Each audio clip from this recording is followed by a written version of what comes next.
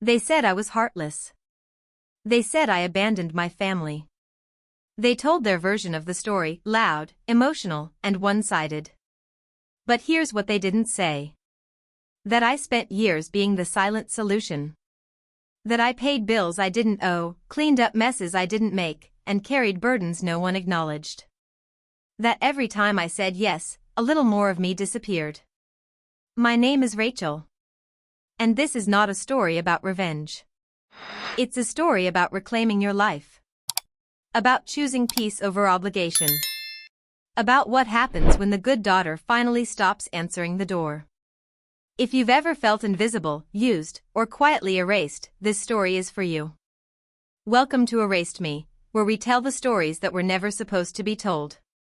Where silence ends and truth begins. Subscribe to join a community that refuses to be written out. Leave a comment if you've ever carried more than your share. And share this with someone who needs the reminder. You're allowed to say no. Now, let's begin. They didn't ask. They never asked. They just decided, like they always did, like my life was a schedule they forgot to include me in. And I was supposed to nod, smile, say sure, whatever works for everyone, then make it happen. My name is Rachel Connors. I'm 28, a senior accountant at a firm no one brags about at cocktail parties, but it pays the bills. I live in a modest one-bedroom on the quieter end of town, where nothing ever happens, and that's exactly how I like it. No drama. No noise. No unexpected knocks on the door.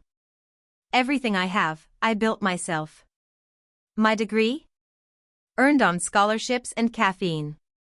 My job? Years of silent hustle. My apartment? Paid for in cautious increments, furnished with clearance sales and spreadsheets. Even my credit score is a trophy I polished myself. No one handed me anything. Not my parents, not fate, not even luck. But if you ask my family, they'd probably say I'm the cold one. Not because I yell. Not because I'm cruel. Just because I stopped being convenient. Because I started saying no. You see, in my family, love is measured in favors, and value is determined by what you can absorb. Chaos? Absorb it. Debt? Absorb it. Another crisis my sister created? Smile, nod, and absorb it. And when I stopped? They didn't ask why. They just looked at me like I'd betrayed some unspoken contract. But I wasn't angry then.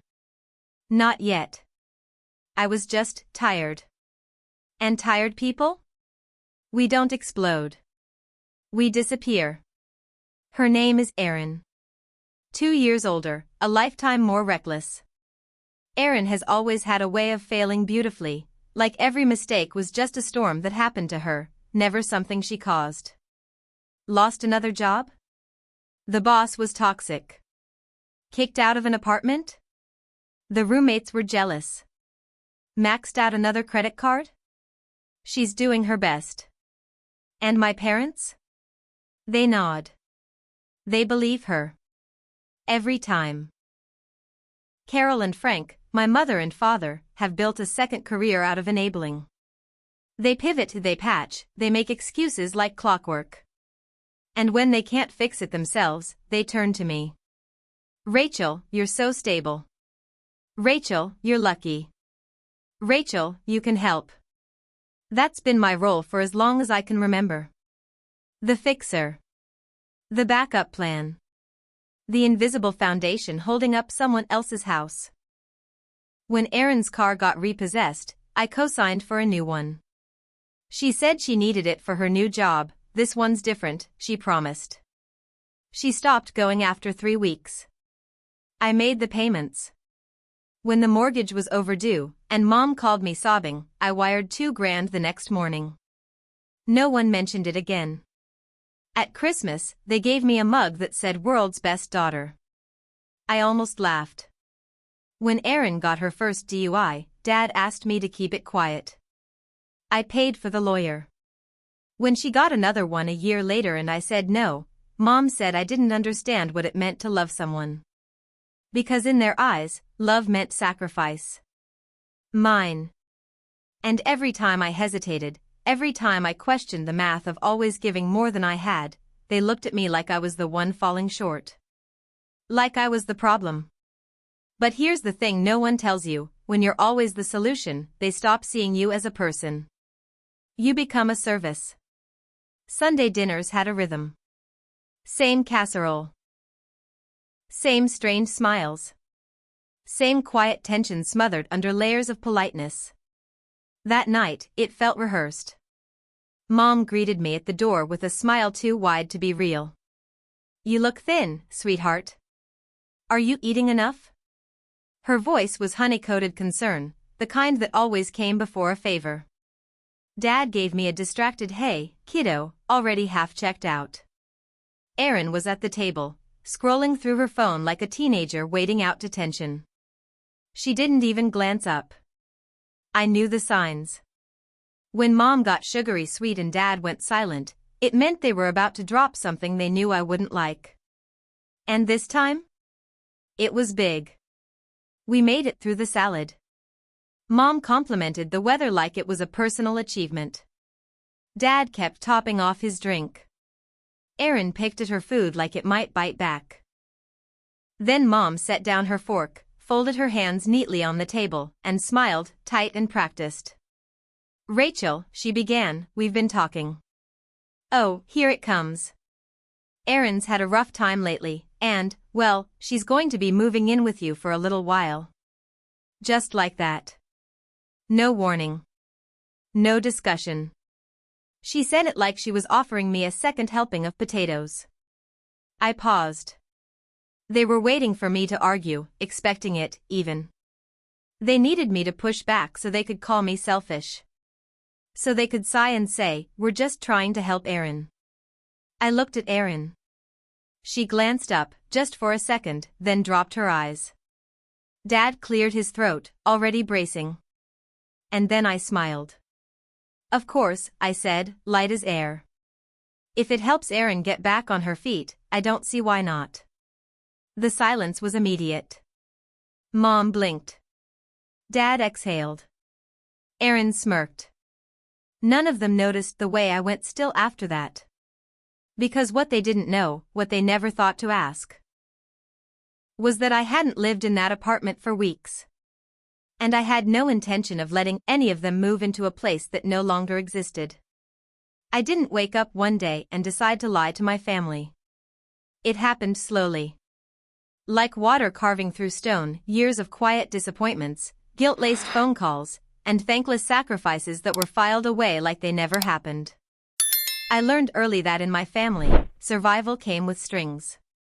And being the strong one just meant being the easiest to use. The pattern started when I was 21. Erin called sobbing. Her car had been repossessed, and she couldn't get to her new job. She said it was different this time, that she just needed a little help to get started. My credit was spotless. Co-signing seemed harmless. She quit 3 weeks later. Never made a single payment. Guess whose credit took the hit? At 23, Mom called crying. The mortgage was overdue. Dad had been laid off. Erin had moved back in. I wired $2,000 the next morning without hesitation. That Christmas, I got a coffee mug that said "World's Best Daughter." No one said thank you. At 25, Erin got a DUI. The first one we knew about, at least. Dad asked me to keep it quiet, for the family's reputation. I paid the lawyer. Erin never mentioned it again. A year later, she got pulled over again. I said no. Mom called me cold. "You've never understood what it means to worry for someone you love," she said. "Erin's life is harder than yours." That was the moment everything clicked. Not suspected, knew. They didn't see me. Not really. I was a resource. A faucet they could turn on when things broke. A wallet that smiled. A name that signed checks and stayed quiet. So I started pulling back. Gently, at first, let me think about it instead of yes. Dodging conversations. Changing the subject. Declining with polite excuses. They noticed. They didn't like it. But I'd spent years treating my boundaries like they were optional. Like saying no made me a villain. And I was done pretending their emergencies were mine to solve. Because love without respect isn't love. It's obligation. And I had carried enough of that to last a lifetime. One night, I sat alone in my apartment, the one I had bought on my own, filled with furniture I built with instructions and a power drill, not gifts or hand-me-downs. And I didn't feel safe. Not because of crime or neighbors or noise. But because it didn't feel like mine anymore. It felt borrowed. Occupied. Like any day now, someone would call it ours again. Like I was just keeping it warm until Aaron, or someone else, needed it. That realization hit harder than I expected. So, I made a decision. I called a realtor the next day. Listed the condo quietly, legally. No signs in the window. No dramatic farewell. I just let it go. Sold it. Moved out. Found a small rental across town, nothing fancy, but it was mine. I paid the deposit in full, set up the utilities, unpacked every box by myself. It felt like breathing clean air after living under a wet blanket. I didn't tell anyone. Not because I was being spiteful. Not because I wanted revenge. Because I needed peace. Because I wanted one space in this world that wasn't shared, expected, or negotiated. A space where I didn't have to brace myself every time my phone buzzed or someone knocked on the door. A space where I could pour coffee without feeling watched or weighed down. My parents didn't ask where I moved. Aaron didn't either. They assumed I was still where they left me. And I let them. Because sometimes, the kindest thing you can do for people who keep taking is to take yourself out of reach. Not forever. Not with a slammed door or bitter goodbye. Just enough to breathe. Just enough to remember what your own life sounds like when no one else is narrating it for you. The text started on Monday. We'll bring Aaron's mattress Saturday morning. Frank's loading boxes Friday night. She's excited to finally have her own space. I didn't respond. I didn't need to. They were talking to an old version of me, the one who rearranged her life without question. The one who made space, even when there wasn't any. They didn't know she didn't live there anymore. By Wednesday, my phone was buzzing constantly. Mom asked if I needed help cleaning before Aaron moved in. She's bringing her own dishes, she said, like that was some grand courtesy. I almost laughed. Aaron hadn't washed a dish in her last apartment in years. Still, I let it play out. I didn't correct them. Didn't push back. I waited. Saturday morning, I left early. Coffee first, then a long, meandering drive across town. No destination. Just time. I wandered a farmer's market I had no intention of buying from. Stood in the sun a little too long. Let the wind move through me like a reset button. The first call came mid-morning. I ignored it. Then the second. Then a voicemail. Then 3 more calls. I answered the 6th. Rachel, Mom snapped, not soft, not sweet, but brittle. There's someone here. Some man. He says he lives in the condo. Says you don't live here anymore. I let the silence stretch. You didn't tell us, she said, accusatory now. You never said a word. No, I said calmly. I didn't. There was rustling in the background, bags shifting, Dad muttering, Aaron's voice rising in panic. What is this? Mom hissed. I sold the condo, I said. Weeks ago. You what? I moved out. Quietly. No one asked where I lived, so I didn't say. Silence again. And then Dad, you lied. You said she could move in. I said, if it helps Erin, I don't see why not. I never said where. It hit them all at once. They'd planned an invasion. And showed up at the wrong castle. By evening, I knew they'd come. Even as I sipped my coffee that morning, even as their voicemails stacked one by one, I knew Mom wouldn't let it go. She'd call someone, dig through old paperwork, maybe even pull up property records. She was determined to prove that no matter how far I moved, I was still reachable. Still obligated. The knock came just after sunset. 3 sharp raps, precise, polite on the surface, but tight with frustration. I looked through the peephole. There they were. Carol. Frank. Erin. A trunk full of boxes still parked at the curb like it was a welcome wagon. I opened the door halfway. No more. You found me, I said, flatly. Mom's hair was frizzed, lipstick faded, eyes tight. We tried calling, she said, her voice brittle. We didn't think you'd actually. She didn't finish the sentence. This is my apartment, I said evenly. But you said, Dad started, louder now. You said she could move in. I said, if it helps Erin, I don't see why not. That was about the old place. Which, if you recall, I don't live in anymore. Erin stepped forward, arms crossed, cheeks flushed with fury. This is petty, Rachel. You always act like you're above us, but this? This is cruel. I tilted my head. You packed your life into boxes and drove across the city to move into someone's home you didn't even confirm still existed. That's not cruelty. That's entitlement. Erin's voice cracked. You're my sister. I am, I said. And you've spent years confusing that with free housing. Dad moved between us, his tone warning now.